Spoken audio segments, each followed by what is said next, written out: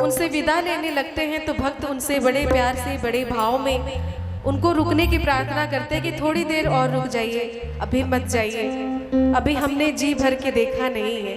तो बड़ा प्यारा भक्त और भगवान का ये भाव है।